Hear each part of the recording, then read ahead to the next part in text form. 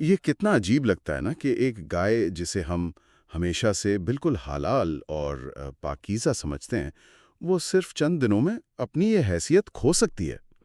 بالکل۔ مطلب کوئی بیماری نہیں، کوئی حادثہ نہیں، بس صرف اس کی خوراک بدلنے سے اس کا گوشت تک انسان کے لیے ممنوع ہو سکتا ہے۔ جی، یہ واقعی ایک بہت گہرا نکتہ ہے۔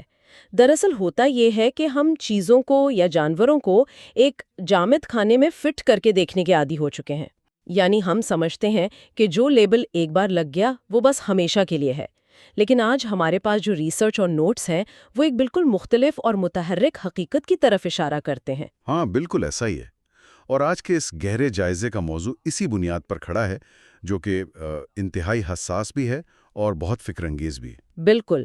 آج ہم یہ جاننے کی کوشش کر رہے ہیں کہ حلال اور حرام رزق، چاہے وہ خوراک ہو یا ہماری کمائی، وہ کس طرح ہماری زندگی اور ہماری آنے والی نسلوں کے ڈی این اے تک پر اثر انداز ہوتا ہے۔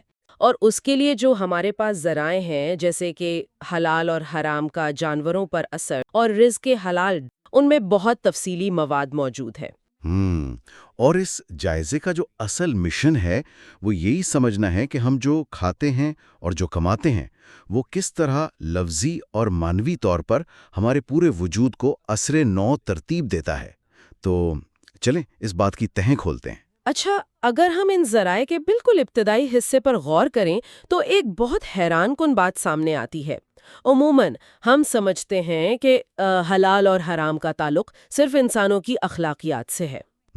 ہاں، عام طور پہ یہی سمجھا جاتا ہے۔ لیکن ان نوٹس کے مطابق اس کا اثر جانوروں کی دنیا اور فطرت پر بھی اتنا ہی واضح ہے۔ مطلب جانوروں کی جو درجہ بندی کی گئی ہے وہ صرف ظاہری شکل پر نہیں بلکہ ان کی خوراک اور اس سے بننے والے مزاج پر بھی مبنی ہے۔ اچھا، مجھے یہاں تھوڑا سا تجسس ہو رہا ہے۔ مطلب ہم انسانوں میں تو شعور ہوتا ہے، ہم چیزوں کو سمجھتے ہیں، لیکن جانوروں پر اس کا کیا اثر ہو سکتا ہے؟ دیکھیں، اسے بائیولوجی کے زاویے سے بہت آسانی سے سمجھا جا سکتا ہے۔ ان جانوروں کو دیکھیں جنہیں حلال کہا گیا ہے، جیسے گائے، بکری یا اونٹ۔ ان کی جو خوراک ہے وہ بنیادی طور پر گھاس پھوس اور نباتات ہے، اور یہ سادہ اور پاکیزہ خوراک سیدھا ان کے اعصابی نظام اور مزاج پر اثر ڈالتی ہے۔ اس لیے یہ جانور فطرتاً بہت پرامن، پرسکون اور عاجزانہ مزاج کے ہوتے ہیں۔ یعنی ان کی خوراک ان کا مزاج طے کر رہی ہے؟ بالکل۔ اور دوسری طرف دیکھیں، وہ جانور جو شکار کرتے ہیں یا گندگی کھاتے ہیں، جیسے شیر یا بھیڑیا، ان کا مزاج انتہائی جارحانہ، خونخوار اور بے رحم ہوتا ہے۔ حتیٰ کہ پرندوں میں بھی یہی فرق نظر آتا ہے۔ ارے واہ، پرندوں میں بھی؟ وہ کیسے؟ جی، مطلب جو دانا چگنے والے پرندے ہیں جیسے کبوتر یا مرغی، وہ نرم مزاج ہوتے ہیں، لیکن جو پنجوں سے شکار کرتے ہیں جیسے عقاب یا گدھ، ان کی تو پوری ساخت میں ایک وحشت اور تیزی ہوتی ہے۔ حیرت کی بات ہے۔ یہ تو بالکل ایسا ہی ہے جیسے ہم کسی گاڑی کے انجن میں پریمیم فیول کے بجائے ملاوٹ شدہ فیول ڈال دیں۔ بہت زبردست مثال دی ہے۔ ہاں، لیکن فرق یہ ہے کہ یہاں جو فیول یا خوراک ہے وہ صرف انجن کو چلا نہیں رہی، بلکہ وہ تو انجن کی پوری ساخت اور اس کا مزاج ہی بدل رہی ہے۔ بالکل، سائنس بھی اسی بات کی تصدیق کرتی ہے کہ جانور جو کھاتا ہے وہ اس کے گوشت اور خلیوں کا حصہ بن جاتا ہے۔ جب کوئی جانور گندگی کھاتا ہے تو اس کے اندر ٹاکسنز، مطلب زہریلے مادے، خطرناک حد تک بڑھ جاتے ہیں، اور یہ ٹاکسنز باقاعدہ جارحیت پیدا کرتے ہیں۔ تو اگر ہم اسی بات کو آگے بڑھائیں کہ جانور کی خوراک اتنی اہم ہے، تو اگر کوئی حلال جانور ہی گندگی کھانا شروع کر دے تو پھر کیا ہوگا؟ یہ بہت اہم سوال ہے۔ اسلامی اصطلاح میں ایسے جانور کو جلالہ کہا جاتا ہے۔ یہ وہ حلال جانور ہوتا ہے جو گندگی کھانے لگ جائے۔ اچھا، جلالہ؟ جی، اور ذرائع کے مطابق اسلام میں ایسے جانور کو فوری طور پر ذبح کرنے سے سختی سے روک دیا گیا ہے۔ یہاں بات واقعی بہت دلچسپ ہو جاتی ہے۔ یعنی حلال کا لیبل کوئی مستقل یا پیدائشی ٹھپا نہیں ہے؟ بالکل نہیں۔ مطلب اگر ایک حلال جانور کا لائف سٹائل خراب ہو جائے، اس کی خوراک خراب ہو جائے، تو اس کی حلال حیثیت عارضی طور پہ معطل ہو سکتی ہے، جب تک وہ خود کو ڈیٹاکس نہ کر لے۔ 100% ایسا ہی ہے۔ اسے اس وقت تک ذبح نہیں کیا جا سکتا جب تک اسے ایک خاص مدت کے لیے پاکیزہ خوراک نہ دی جائے۔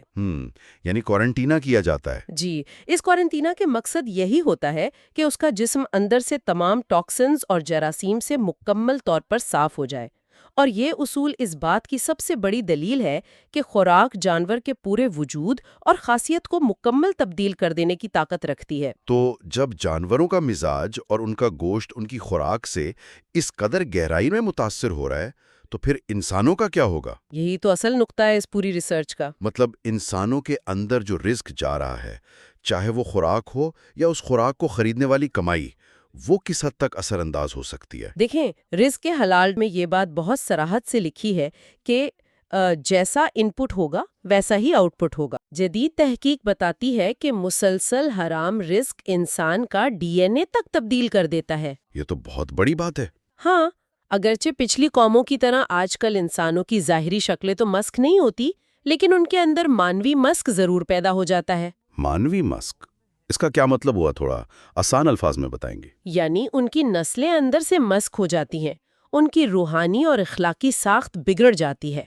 حلال رزق انسان کے دل میں نور اور نیکی کی تڑپ پیدا کرتا ہے، لیکن جب خون میں حرام شامل ہوتا ہے تو سب سے پہلے حیا کا مادہ ختم ہو جاتا ہے، والدین کی نافرمانی جنم لیتی ہے اور رشتوں کا تقدس بالکل پامال ہو کر رہ جاتا ہے۔ اوہ، یعنی حرام رزق کی وجہ سے انسانی طبیعت میں وہی درندگی اور بے حسی منتقل ہو جاتی ہے جو ہم نے حرام جانوروں میں دیکھی تھی؟ بالکل، وہی درندگی اور وحشت جو ایک شکاری جانور کی خصلت ہوتی ہے وہ انسان کے رویوں میں جھلکنے لگتی ہے۔ یہ بات سن کر مجھے آج کے معاشرے کا خیال آ رہا ہے۔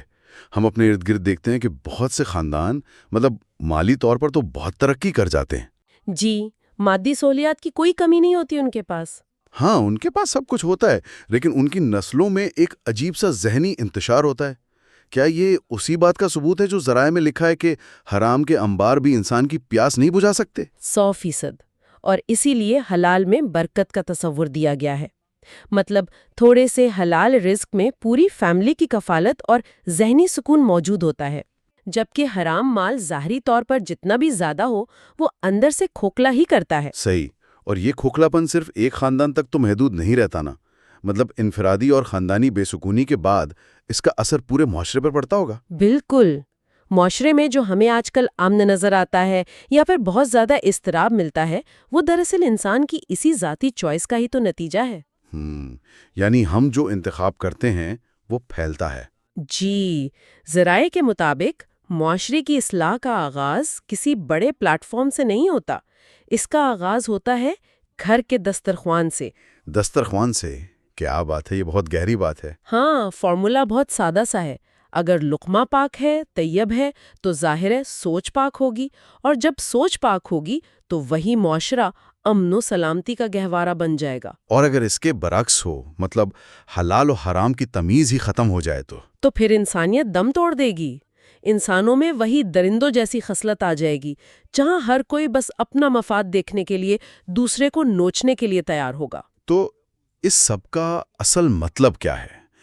ہم نے جو اتنی لمبی بحث کی، اس کا نچوڑ کیا نکلتا ہے؟ نچوڑ یہی ہے کہ ہماری خوراک اور کمائی یہ صرف معاشی معاملات نہیں ہیں، یہ ہماری بقا کے معاملات ہیں۔ بالکل، میں بھی یہی سوچ رہا ہوں کہ دراصل حرام کمانا کوئی شارٹ کٹ نہیں ہے زندگی میں آگے بڑھنے کا۔ بالکل نہیں، یہ تو ایک دھوکہ ہے۔ بلکہ یہ تو اپنے ہی ہاتھوں سے اپنے اور اپنے پیاروں کے گرد ایک ایسا جال بننا ہے جو آخرکار پوری سوسائٹی کو ایک بے سکونی کے جنگل میں دھکیل دیتا ہے۔ اور اس ساری معلومات کی جو عملی اہمیت ہے وہ اس بات پر زور دیتی ہے کہ یہ صرف کوئی فلسفیانہ بحث نہیں چل رہی، یہ ہماری اور ہماری آنے والی نسلوں کی بقا کا مسئلہ ہے۔